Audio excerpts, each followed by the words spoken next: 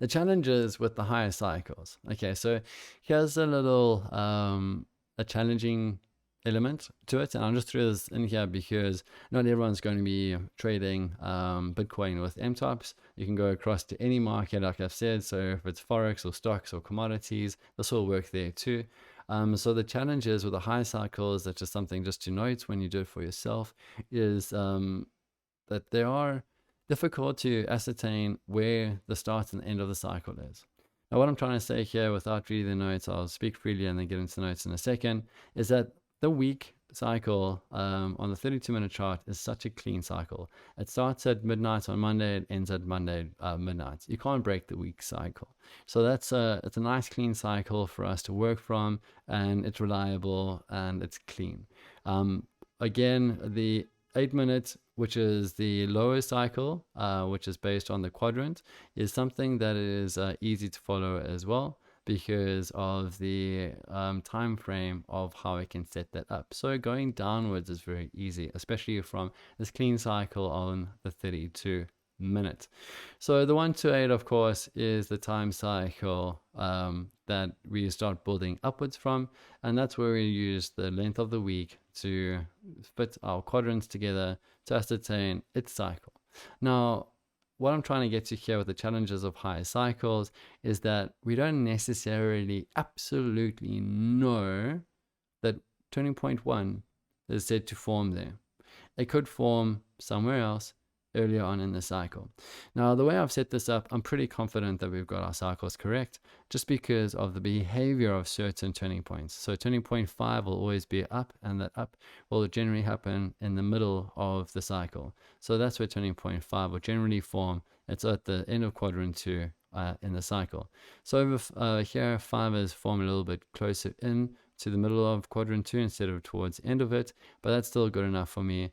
And as we look at the structure building down, I'm pretty confident that this is set up correctly. So I have no real problem on the 1 to 8. It's looking good from my opinion. 5, 6, 7 is going to form a lower low, which is 8. And then 9, we'll see what happens from there. And then 10, we could be going back up again. Who knows? We'll just have to stick it out.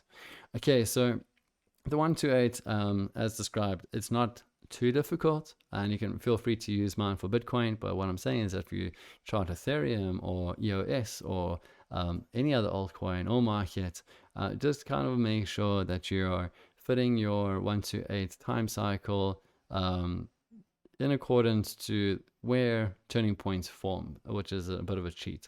So 5 will form towards the middle, and then 9 to 10 generally, except for that time over there, will be quite a significant move.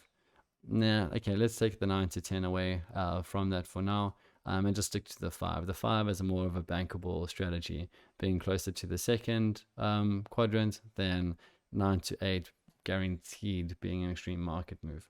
Okay, so let's get into it. Challenges with the higher cycles. Basing our core cycle on 1 week is pretty straightforward. A week cycle is solid, pure, and unbreakable. One of the problems with MTOPS on the higher time frames is that it becomes difficult to figure out when a particular cycle starts and ends. Well, on the weekly cycle is easy, as it always starts and ends on a Monday morning. And because we know that, we can also know when the lower time frames all begin and end as well. However, when we get to the high time frame cycles, which are any cycles larger than 1 week, it's difficult to say exactly where the start of the cycle begins.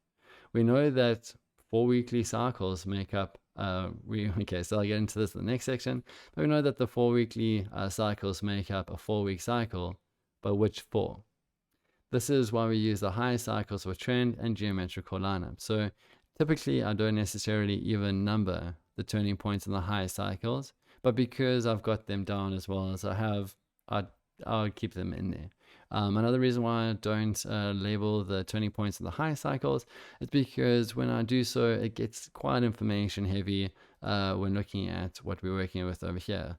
So for example, on the 32, we're dealing with a 5 going to a 6, and the 1 to 8, we've got a 7 going to an 8, and then a 5, 1, 2, we've got, see, okay, over here I've taken off the turning points, but over here we've got 1, 2, 3, 4, 5 going down to a 6. All right, so we got, okay, so it's a 6 and an 8 and a 6, and like it gets a bit confusing. And when I say that is because I've been doing this practically and in the real world, and not everything is perfect in the real world. You're going to get distracted, you're going to get tired, you're going to get a little bit anxious because you're in a trade, you're not sure what's going to happen next. So you want to have your information as clean and as readable as possible, and this is just a hack as to how to get that done.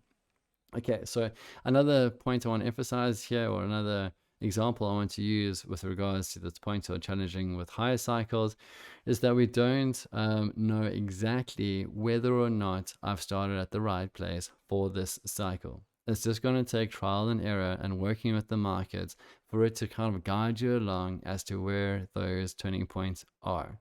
So at the moment, I'm pretty happy with the setup. But like I said, guys, there is no real way until you find a way that I'm unaware of on how to get this going without it being a speculative argument. So right now, 1, 2, 3, 4, 5 on to 6 is how I've got this 5, 1, 2. And I did that because I've got much experience in this environment, and I've sat with the 5, 1, 2 for many, many months. Alrighty.